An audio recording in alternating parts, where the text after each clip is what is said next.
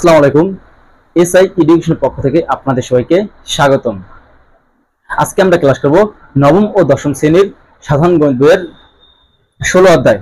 এই অধ্যায় থেকে তোমাদের বোর্ড পরীক্ষায় একটা প্রশ্ন থাকবেই। তো অবশ্যই আমাদের এই অধ্যায় সম্পর্কে অনেক ভালো আইডিয়া থাকতে হবে, যেন আমরা কি বোর্ড পরীক্ষায় প্রশ্ন থেকে জানি কি আমরা অ্যান্সারটা খুব সহজে দিয়ে আসতে পারি।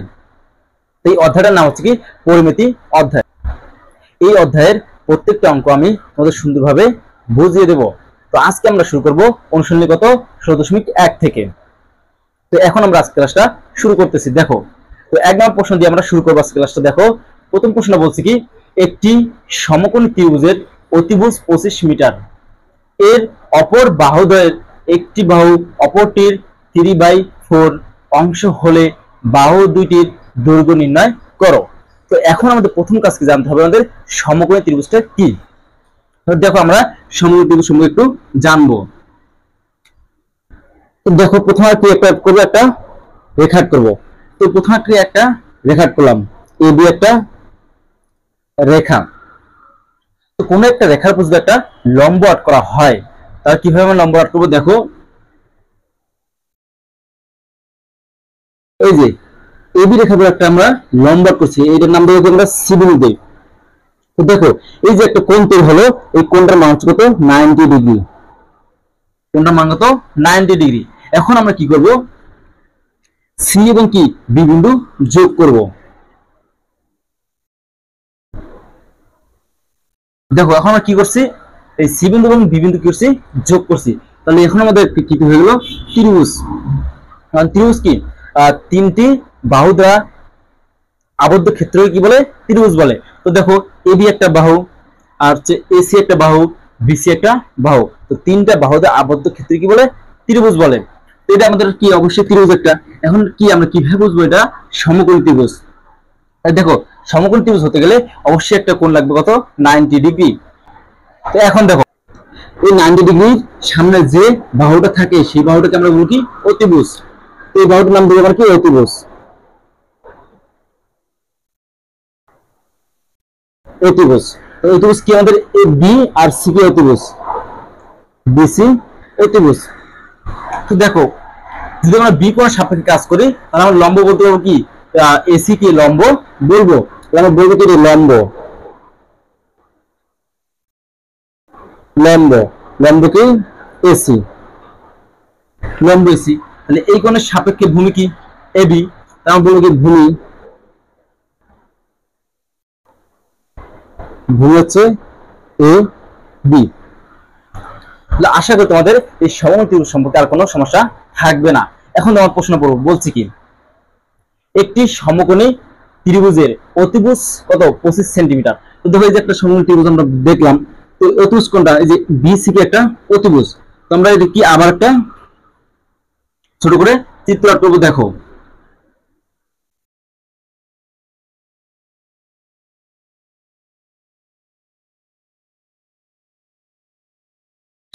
তো দেখো আমরা আবার কি সমকোণী ত্রিভুজ আঁক করি।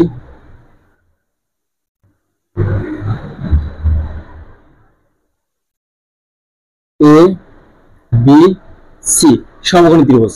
তো বলছি অতিভুজ, তো এই যে এসি কে আমাদের অতিভুজ, তাহলে এসি কত 25 মিটার। তো এখন প্রশ্ন বলছে কি, দেখো এর অপর দুই বাহু। তো দেখো, এটা আমাদের অতিভুজ, অপর দুই বাহু কোনটা, এবি একটা বাহু বিসি একটা বাহু। এই অপর দুই বাহু দ্বয়ের একটি অপরটির 3/4 অংশ হলে, তা আমরা ধরবো কি, আমরা ধরে কি বিসি এক্স মিটার, তাহলে ধরে কি বিসি এক্স মিটার। একটা বাহু যদি আমরা কি ধরি এক্স মিটার, অপরটা কি হবে 3/4 অংশ। কার, এই যে এই বাহুটার কি 3/4 অংশ হবে। আমরা লিখতে পারি এটা কি 3x/4। দেখো, এখন তোমাদের একটা প্রশ্ন থাকতে পারে, আমরা 3x/4 কিভাবে পেলাম। দেখো, এর অপর বাহুদ্বয়ের একটি বাহু অপরটির কত হচ্ছে 3/4 অংশ। যে একটা বাহু কি, একটি বাহু, একটি বাহু কি হয় এক্স মিটার হয়, কি metre x metre, x metre. অপরটি তাহলে কি লিখবো আমরা, অপর বাহু, অপর বাহু। দেখো, একটা বাহু কি x মিটার হয়, তাহলে অপরটি কত হবে? হচ্ছে একটি বাহুর অপরটির, এই যে একটা র লেখা আছে অপরটির, মানে কার, এই যে বাহুটা প্রথম আমরা ধরবো সেই বাহুটার কি হবে? 3/4 অংশ হবে। আমরা লিখতে পারি কি অপর বাহু x এর 3/4 অংশ ইকুয়াল। তো দেখো এর মানে কি গুণ যদি হয়, তো দেখো x আর কি 3 গুণ হবে, তো গুণ করবে 3x ডিভাইডেড 4 এত অংশ। তাহলে আসলে তোমরা বুঝতে পারছো এই 3x ডিভাইডেড 4 আমরা কিভাবে পেলাম। তো দেখো এখন আমরা প্রশ্নটার সমাধান করব। দেখো প্রশ্নের সমাধান কিভাবে করব।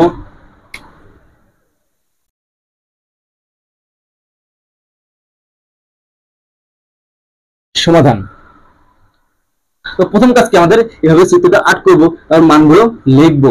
এরপর আমরা কি করবো দেখো, মনে করি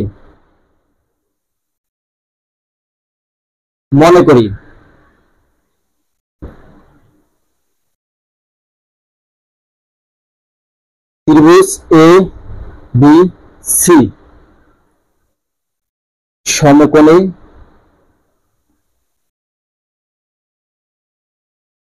ত্রিভুজে, অতিভুজ কি আমরা লিখতে দেখো, অতিভুজ এ সি ইকুয়াল 25 মিটার। আমরা বলতে পারি কি লম্ব, প্রথমে লিখবো আমরা কি ভূমি লিখি, ভূমি বিসি ইকুয়াল এক্স মিটার। তারপর আমরা কি লিখবো এসি, লম্ব এ বি ইকুয়াল হচ্ছে 3x ডিভাইডেড 4 মিটার।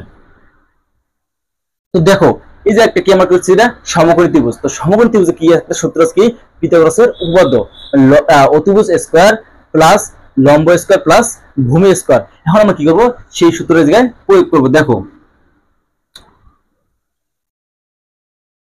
ত্রিভুজ A B C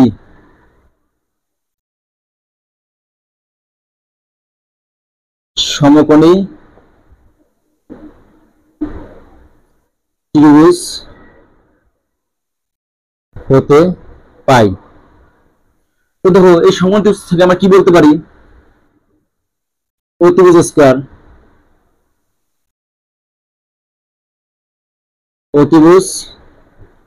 square plus লম্ব স্কয়ার প্লাস ভূমি স্কয়ার। তো দেখো এখন আমরা এদিকে মান বসিয়ে দেব। তো অতিভুজ কি এসি কত 25 মিটার, তো আমরা লিখবো কি জায়গায় 25 হোল স্কয়ার ইকুয়াল লম্ব, তো লম্ব আমরা কি ধরছি, যে লম্ব 3x ডিভাইডেড 4 হোল স্কয়ার, এই প্লাস। এখন ধর ভূমি কি ধরছি x মিটার, এটা কি হবে আমাদের x স্কয়ার। তো এখন আমরা কি করব, x এর মানটা বের করব। দেখো আমরা কিভাবে মানটা বের করি। দেখো এই পুরো মানটা কি আমরা এই পাশে আনবো, আর এই মানটা কি আমরা এই পাশে নিয়ে যাব। দেখো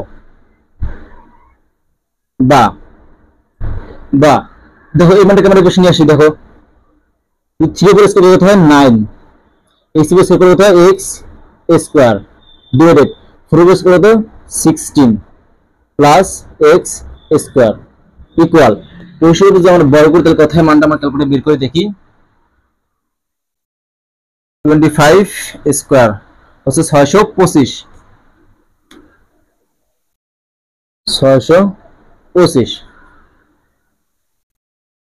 তো দেখো এবার আমরা এই সাইডে করবো। দেখো তো দেখো এই জায়গায় আমরা কি করবো, এখন আমরা যে করবো কি লসাগু করব। তো লসাগু কিভাবে করে দেখো, তো প্রথম কাজ কি আমরা একটা কি ভাগ চিহ্ন দেবো, ইকুয়াল কত ছিল 625। তো দেখো এই যে কত আছে 16, আর এই যে x এর নিচে কিছু মানে কি আছে 1, তো 1 এবং 16 এর লসাগু কত হয় 16 হয়। আমরা কি করব, যায় 16 লিখবো।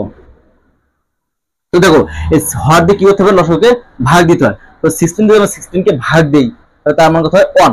1 সূত্র যদি আমরা কি করি 9x স্কয়ার গুণ করি, তাহলে কি হয় 9x স্কয়ারই হয়। আমরা এই কি লিখবো 9x স্কয়ার। তারপর দেখো কি চিহ্ন আছে প্লাস, তোমরা এই যে কি বসাবো একটা প্লাস চিহ্ন। তো এখন দেখো এই যে কি x স্কয়ার আছে, তো দেখো এর নিচে কি আছে 1 আছে, হর কি 1, তো লসাগু কি করতে হয় হর দিয়ে ভাগ দিতে হয়।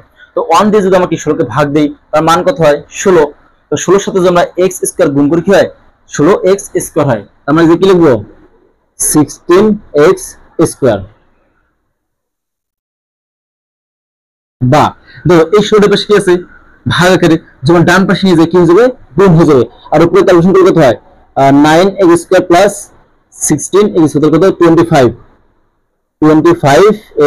Square equal 625 625 into 16। তো এখন দেখো এই 16টা কি বাম পাশে কি আছে ভাগ আকারে, যে বাম পাশে ভাগ থাকে তোমরা কি ডান পাশে নিয়ে যেতে সেটা কি হয়ে যায় গুণ হয়ে যায়, মানে এই পাশে ছিল কি ভাগ ও পাশে কি গুণ হয়ে গেছে।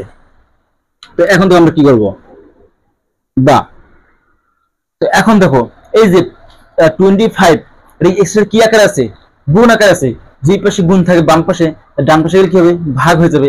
আমরা লিখতে পারি কি দেখো x square equal 625 into 16 divided 25। দেখো আমি আবার বলতেছি, দেখো এই 25 এর সাথে কি আকার আছে গুণ আকার আছে, মানে এটা বাম পাশে আছে। তো এই সময় যখন আমরা কি ডান পাশে নিয়ে যাবো, বাম পাশে গুণ থাকে ডান পাশে কি যায় ভাগ হয়ে যায়, তার জন্য পাশে কি এটা ভাগ হয়ে গেছে। তো দেখো এখন আমরা ক্যালকুলেশন করে দেখো 625 ইনটু 16 ডিভাইডেড 25,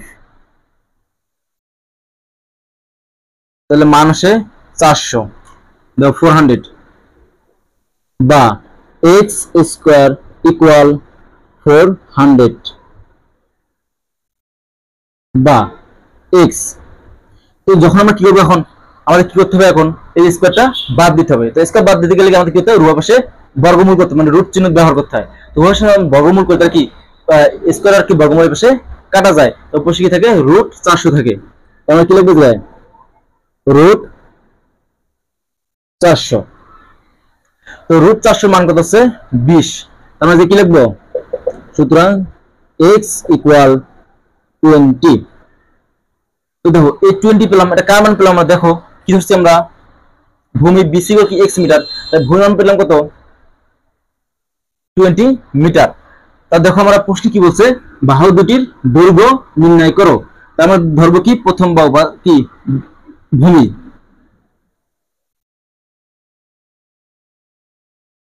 নির্ণয় নির্ণয়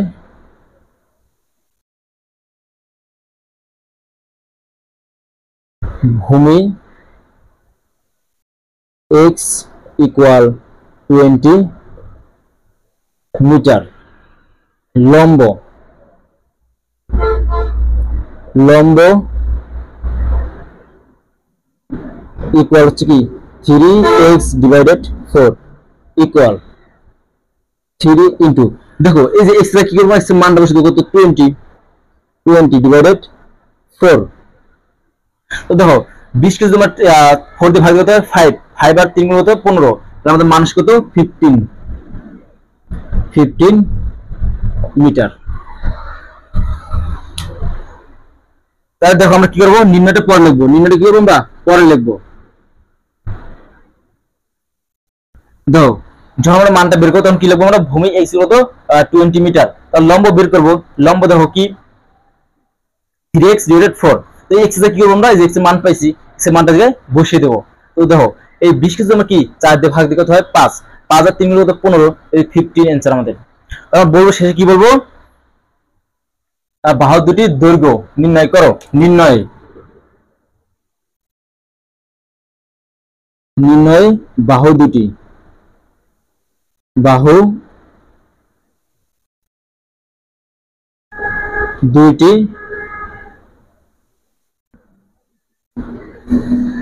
যথাক্রমে 20 মিটার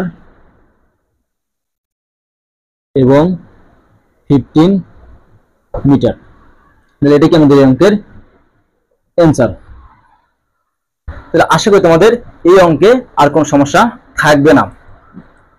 তোমাদের যদি কোন একটা টপিকসের উপর কি আলোচনা করতে হয় অবশ্যই কি আমাকে কমেন্ট করে জানাতে হবে, তাহলে আমি কি সেই টপিকসের উপর কি আলোচনা করব বা সেই টপিকসের উপর আমি কি ভিডিও বানাবো। আর অবশ্যই আমার চ্যানেলে সাবস্ক্রাইব করতে ভুলবে না। আর যারা আমার ফেসবুক পেজ থেকে দেখবে তারা অবশ্যই আমার ফেসবুক পেজে ফলো দিয়ে পাশে থাকবে। আর এখন থেকে আমাদের কি প্রতিনিয়ত এই অধ্যায়ের উপর ভিডিও দেব ইনশাল্লাহ। আমার সবগুলো ক্লাস যদি তোমরা দেখো এই অধ্যায়ে আর কোনো তোমাদের সমস্যা থাকবে না। সবাইকে অসংখ্য ধন্যবাদ।